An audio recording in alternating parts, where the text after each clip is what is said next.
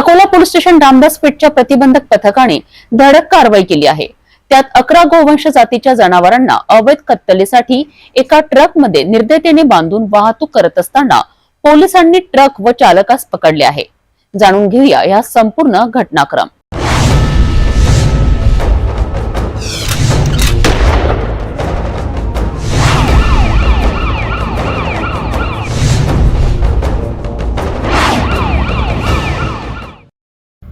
Police station Ramdas पेठ अकोला यांची धडक कारवाई।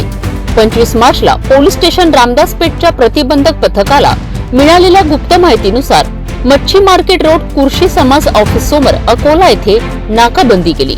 त्यावेळी एक लालसर रंगाचा आयसर कंपनीचा ट्रक क्रमांक MS36 AA 3025 मच्छी मार्केट कडे येत असताना दिसला।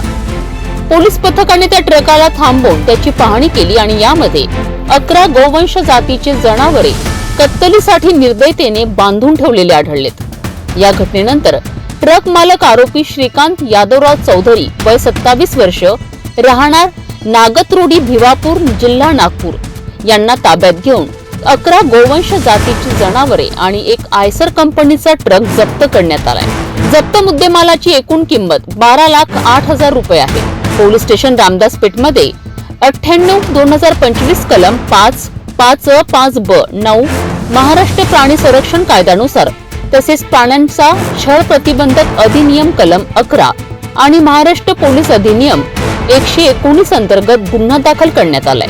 जप्त केलेली गोवंश जातीची जनावरे पुढील संगोपन आणि देखरेखीसाठी आदर्श गोसेवा संस्था म्हैसपूर अकोला यांच्या ताब्यात देण्यात आली आहे।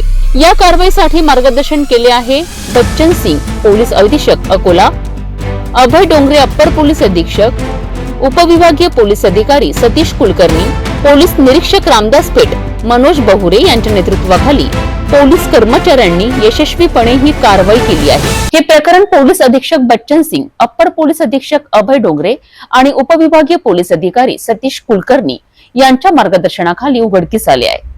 तसेच पोलीस निरीक्षक मनोज बहुरे यांच्या नेतृत्वाखाली हे ऑपरेशन पूर्ण झाले आहे। या कार्यवाहीमुळे गौवंशाच्या संरक्षणासाठी आणखी एक महत्त्वाची पाऊल उचलली गेली आहे।